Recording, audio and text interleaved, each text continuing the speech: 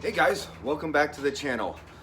Today I just want to do a quick little update on some things that I've got going on.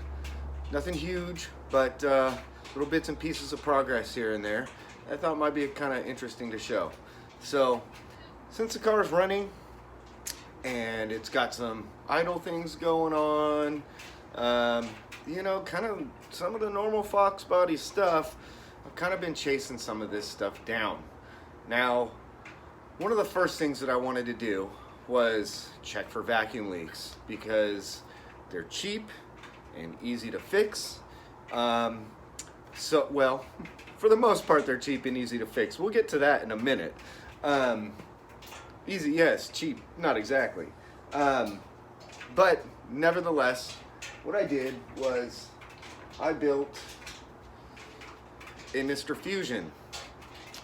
Now, thank you, Brutal, like seriously, for making a video on how to do this, because this thing is a lifesaver. It's so much easier to just pump a little bit of air through the system and then have it do, you know, have that air do all the work instead of having to breathe into a tube or something like that, because it really allows you to just, you know, let that thing go and then look around the engine to see where it's coming out of without having a friend standing there to tell you, you know, what's going on.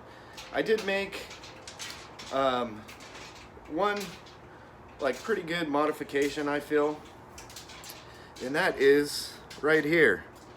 So what I did is I took what I took to be the hot side right here, and I wired that into a switch that goes before the battery clip. It is an on-off switch.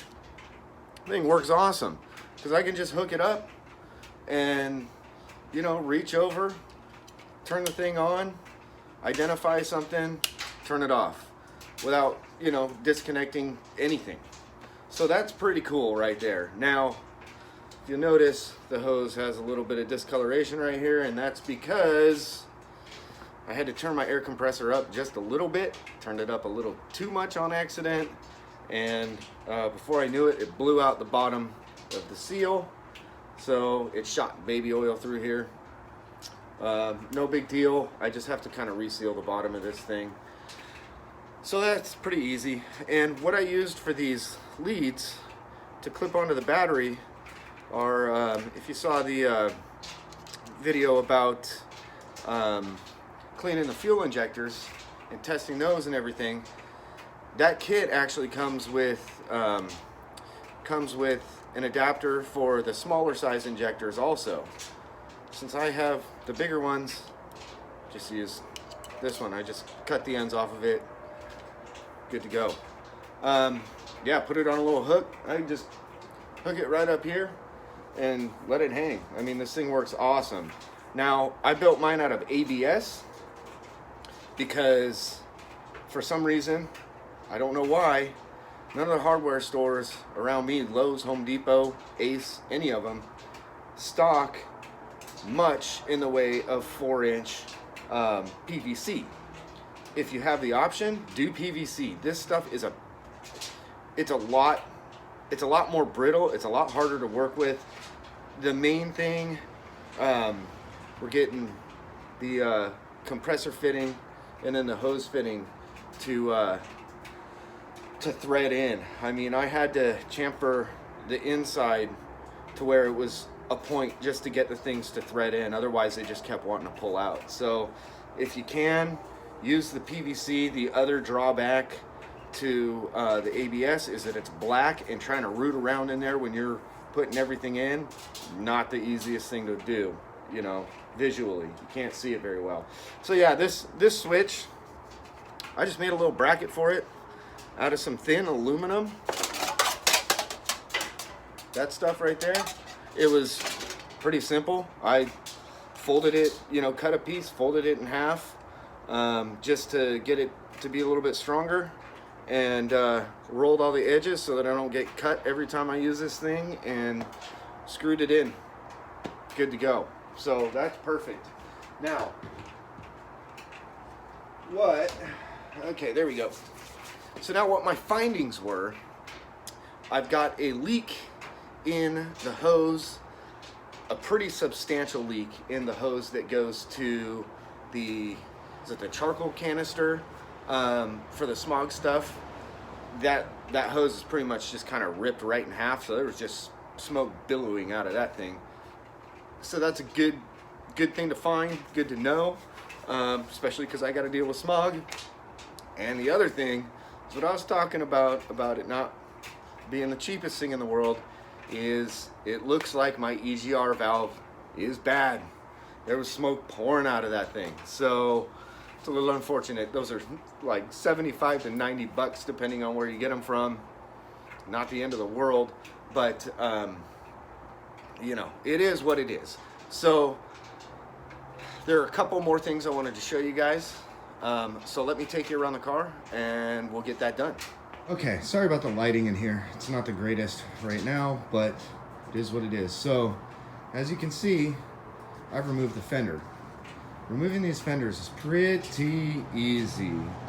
You have got 3 bolts, 1, 2, and 3, that run in your engine bay. And then you've got one that goes right there. And that you got to get to from inside the door. You got to open up the door and get that out. And then you've got that guy right down there. So that's the bottom one. That, you know, that's right at the pinch weld there, and we'll get to that in a second. And then the only other thing you got to worry about, there's a support that goes right there, and that just leads right to the fender. So what is that, 6 bolts total you got to take out, and then the fenders come off. It's really a piece of cake. Now if you can see, this is just ridiculous. There's leaves inside of here. I mean, when I took the fender off, that's the pile of dirt that came out of it. So that's pretty nasty. You know, these covers are all, everything's just covered in dirt. If we go around to the other side, it's actually worse. Like, look inside there. What is all that? How did that even get in there? Where did that come from? Anyway, so I'm gonna suck all that stuff out and clean everything up. And you know, that's pretty much gonna be the long and short of that. But the reason that I took the fenders off was because I want to start doing the work to align these doors. If you can see that line right there, that sags quite a bit. That's not just the striker. That is actually, the hinges need to be adjusted a little bit, but I can get to them much easier with the fenders off. And I'll tell you what, I'm really glad that I did take them off, because let's set this down and get a little angle here. So, sorry about that. So basically, the way the fender was aligned was that it lined up pretty well with the top of the door here. But somewhere along this area down in here, it started to pull out. And, you know, my initial thought was, okay, you know, that was the door off my Rect 93. Maybe there's something wrong with the hinges or whatever.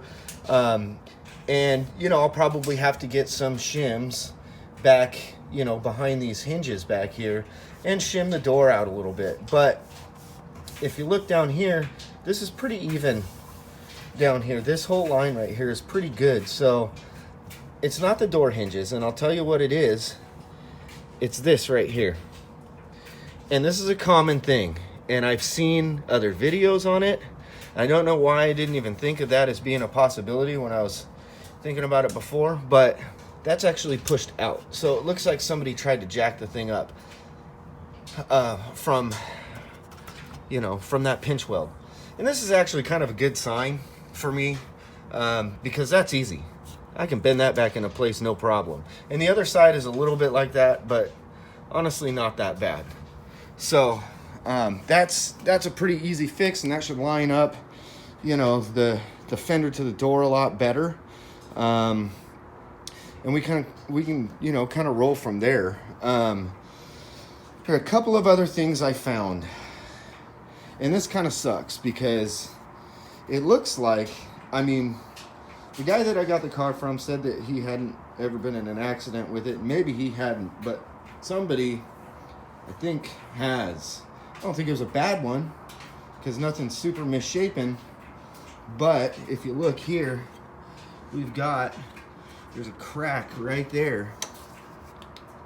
It's actually separated away, and that goes down to right there, and it kind of stops right where that hole is. So that's totally broken. I'm gonna have to, oh gosh, I don't know if I'm gonna have to teach myself how to weld or have somebody do it, figure out somebody that can.